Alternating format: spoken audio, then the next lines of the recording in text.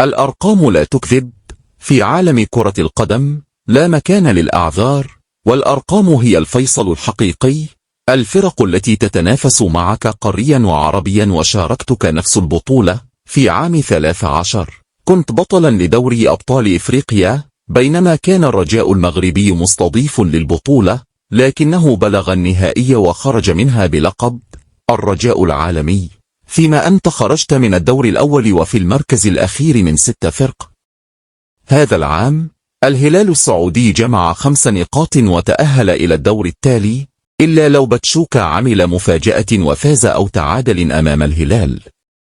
وصن داونز الجنوب إفريقي الذي يتفوق عليك في المواجهات القارية خلال آخر 4 مواسم حصد 4 نقاط، فوز، تعادل، وخسارة غير مستحقة أمام بروسيا دورتموند، أي أنه كان على بعد خطوة واحدة من التأهل. للمقارنة، صن داونز لعب أمام فلومينيزي ودورتموند، بينما واجهت أنت بالميراس بورتو، وبلا شك دورتموند أقوى من بورتو، مما يعني أن الحجة ليست في قوة المنافسين. الترجي التونسي بدوره فاز في مباراة وخسر 2، وخرج ب3 نقاط من مجموعة لا تقل صعوبة عن مجموعتك إن لم تكن أقوى، ثم تأتي أنت في المركز الرابع ب2 فقط. هذه هي الأرقام، وهذه هي الحقائق التي لا يمكن إنكارها.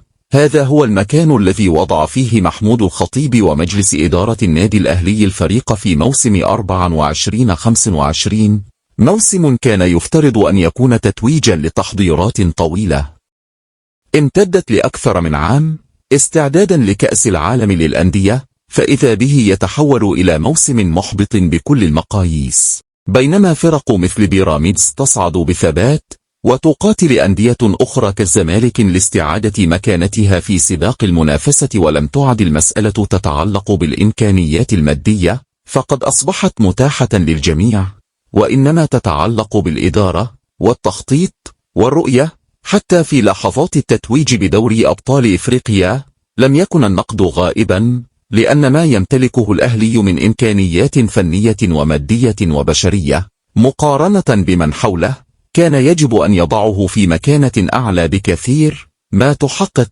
رغم كل شيء كان أقل من المفترض، وفي كل مرة أكرر هذا الأمر لأنه شيء لا يمكن تجاوزه.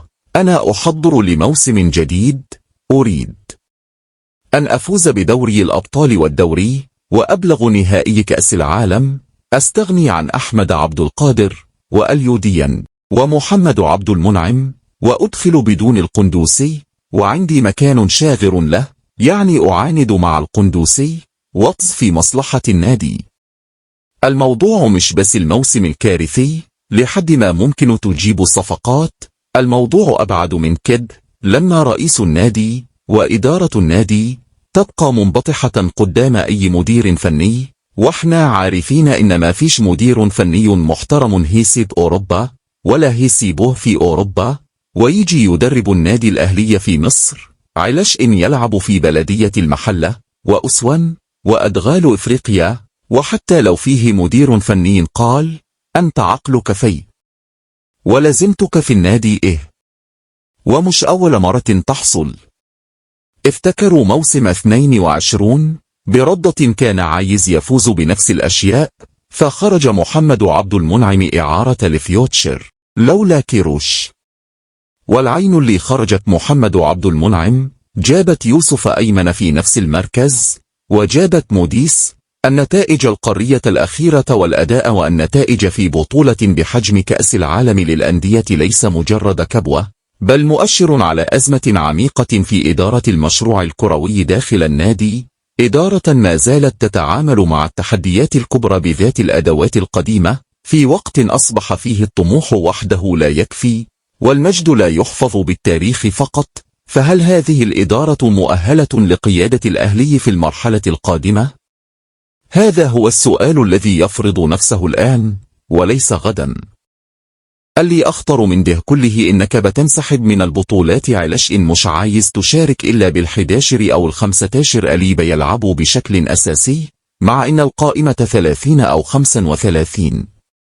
طيب وبقية لعيبة يروح يتعالج بقي نفسيا يصد ينسى والكورة تيجي لهم مثلا تقرحات من كتر القعدة يتملوا حقد على النادي ويكرهوه وفي الآخر تنسحب من البطولات علش إن يفوز بها الزمالك وبيراميدز واللعيبة اللي إمكانياتها جبارة تنسى الكرة فما تلاقيهاش لما تحتاج لها أو تمشي وتسيبك وتروح تقوي بيراميدز والزمالك أكتر. هو اللباك الشمل بتاع بيراميدز ده بطل دوري أبطال إفريقيا مانين هو أسامة جلال وغيره من مدافعين بيراميدز مانين هو الزمالك اللي فاز بالسوبر الإفريقي على حسابك وكسبك في الدوري الموسم اللي فات ناصر ماهر اللي فيه ده منين أحمد رمضان بيكهام اتنبح صوتنا من أولاد النادي ودولي كانوا مدربين المنتخب الأجانب بيأخذوه من سيراميكا للمنتخب وأنت بايعه ومخرجه خارج النادي وبتجيب لنا يوسف أيمن ودلوقتي نتكلم في القندوسي وأحمد عبد القادر أنتم متخيلين بدي الزمالك القندوسي وأحمد عبد القادر وناصر ماهر شوف جودة اللعيبة عاملة أزاي طب ده أنا أسميه إيه غير تخلف